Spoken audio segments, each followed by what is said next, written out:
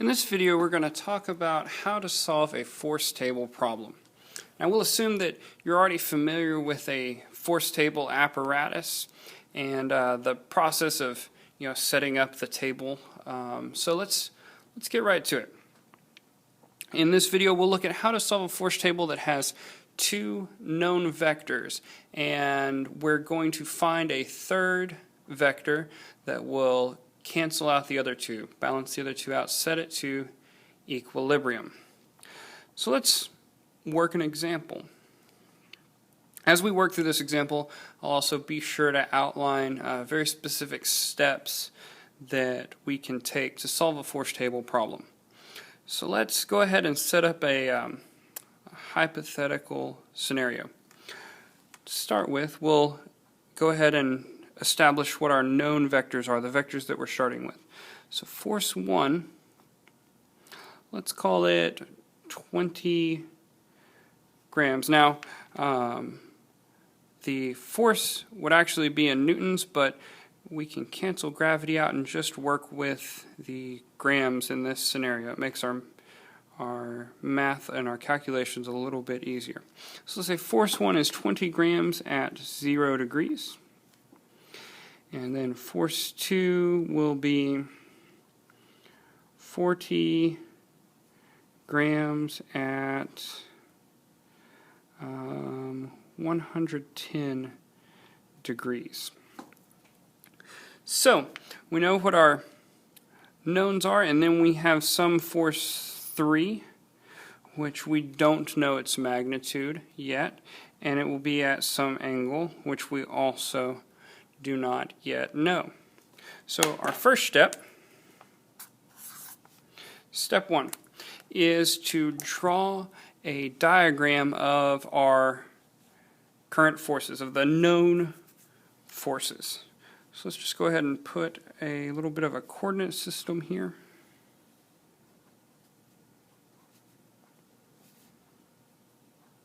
Now, the way that these tables are set up, it is actually simpler to set 0 as the negative x-axis, 90 as the positive y,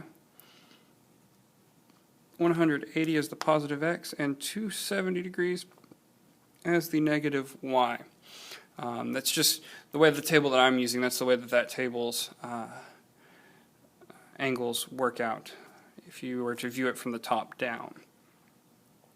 The next thing we need to do is simply plot our vectors onto this coordinate system. So first we have force 1, which is 20 grams at an angle of 0 degrees. So let's go ahead and draw that.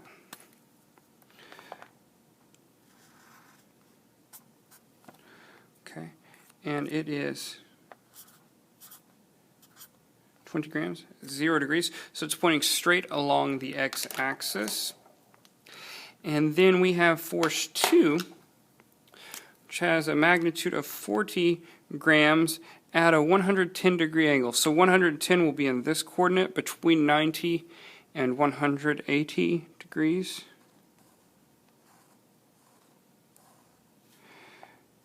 Now, obviously, this is not to scale. We know that it will be 20 degrees past 90, don't we?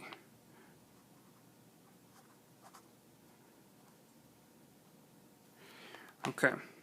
And along with that, we know then that it must be 70 degrees between it and the positive x-axis. All right.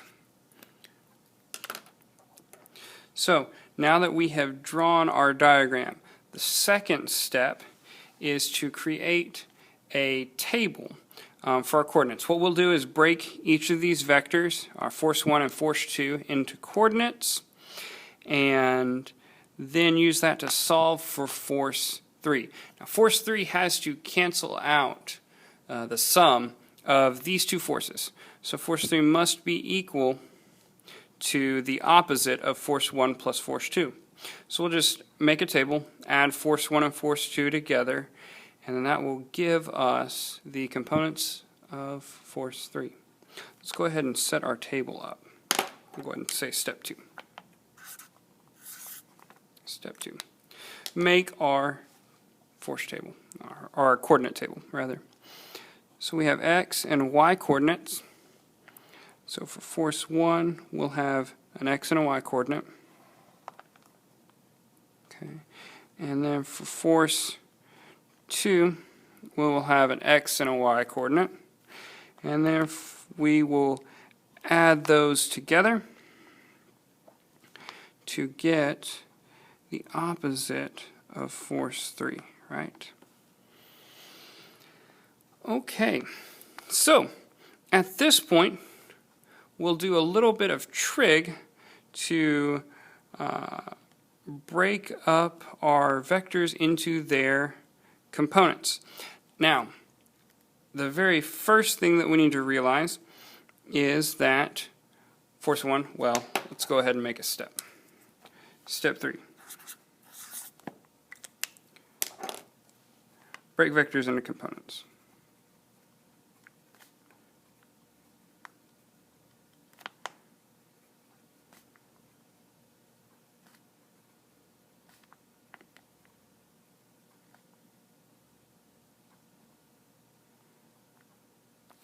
That t shouldn't be there. Okay, this first vector, how much of it is in the up and down direction? None of it's in the up and down direction. It's all pointing horizontally, right? So we know that force 1, which is 20 grams in the 0 degrees direction, its y component has to be 0 because none of it is pointing up or down. Okay, our x component then, all of it is pointing in the x direction, and it's pointing in the negative x direction. So we will say that its component is negative, its x component is negative 20 grams, right? Negative 20 grams, and its y component is 0 grams. That one's simple. Now, our second vector is a little bit trickier. All right? We can just look at it and realize that we have this sideways, the side component, which points this direction, and then we have some vertical component, okay, which points up. So we already know that the x component will be positive, and the y component will also be positive. Okay. Now the question is, how do we find these? Well, we have a little bit of a triangle here with a hypotenuse of 40. So we'll use some trig. On the y component, is it opposite or adjacent this angle of 70 degrees? It's opposite. So for opposite, we will use sine. We'll say the sine of 70 degrees times our hypotenuse of 40 gives us this y component, f2y. And it is equal to, if we plug this into our calculator, sine of 40 times, oh, my mistake, sine of 70 times 40 gives us 37.58.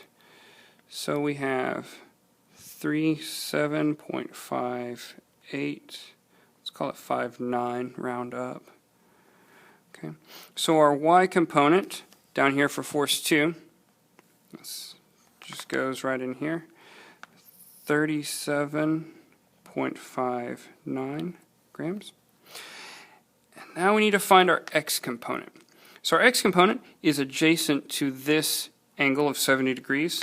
So we will use cosine of 70 times our hypotenuse of 40 grams gives us f2. So our hypotenuse of 40 grams gives us f2 x. Sorry, the video cut out. All right, so we'll plug that into our calculator. Cosine of 70 times 40 is equal to 13.68. So then here on the x component of F2, we will write 13.68 grams. Okay, excellent. So now we will simply add up our x and y components. So the easy one to do is y. Y gives us positive 37.59 grams, because 0 plus 37.59 is 37.59. And then our x components, we have negative 20 plus 13.68. So 20 plus 13.68. Negative 6.32. Negative 6.32. Okay. So now we have x and y components, which takes us to step 4. Step 4 is to use the Pythagorean Theorem to find the magnitude of the resultant vector. Okay, so our resultant vector, it will have, this F3 will have a negative x component. So we'll draw it to the left, pointing to the left of 6.32. Okay, and a positive y component of 37.59. And then we'll draw a resultant from the tip to the tail here. We use the Pythagorean Theorem to solve for this number. We'll take this resultant vector, which is the total of F3, is equal to the square root of our x component squared, F3x squared plus F3y squared. So we'll put that into our calculator.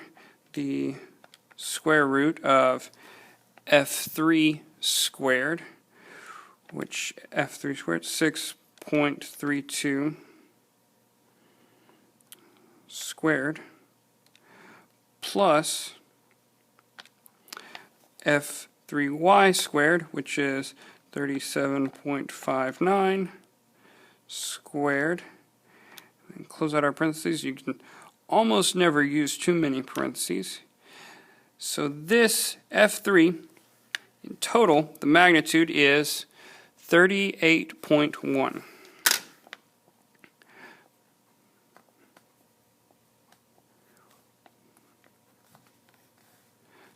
It's our magnitude. Now, we simply need to find the direction, which brings us to step 5. For step 5, okay, we will use the inverse tangent of these components of F3. So we will say, and typically, well, this is our formula. The inverse tangent, let's do this in black pen. The inverse tangent of the opposite side of the angle that we're looking for over the adjacent side of the angle which we want will give us the angle theta of our third force, force 3. I would recommend using our y component for the opposite side. So let's go ahead and put that in there. Tangent, the inverse tangent of 37.59 grams over 6.32 grams gives us some number. We'll throw this into the calculator. Inverse tangent of 37.59 divided by 6.32.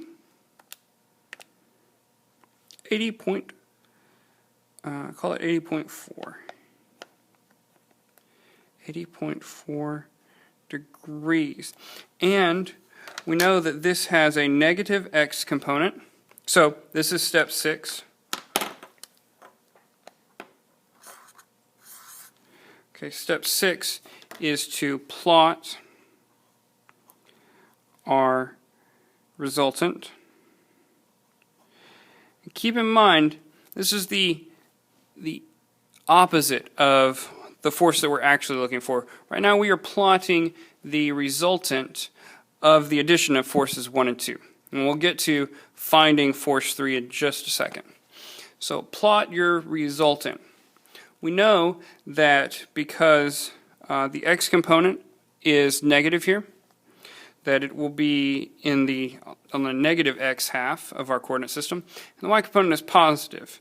So it will be in this quadrant. So let's just go ahead and draw our vector. Okay. And then we used y for our opposite angle. So that means that the x component is adjacent to our angle. And so since this is our x component here, we will go and say that this is our angle, and it is 80.4 degrees. Okay, 80.4 degrees, and it has a magnitude of, we said, 38.1 grams. Now, that is the sum of these two vectors, our original vectors. But we want to find what will cancel that sum out. So what we will do is simply reflect this vector across the origin. So we will find that this is 80.4 degrees below the positive x-axis, and it has a magnitude of 38.1 grams. Now notice the magnitudes are the same, but the directions are exactly opposite. This points in exactly the opposite direction of our resultant vector. So, and that is step 7. Step 7 is reflect the resultant. That's it.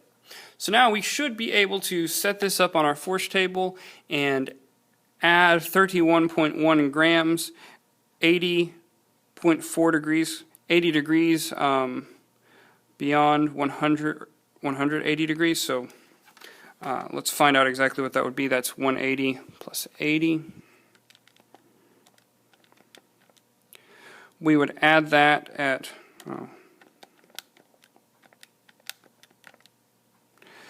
260 degrees, 10 before our 270.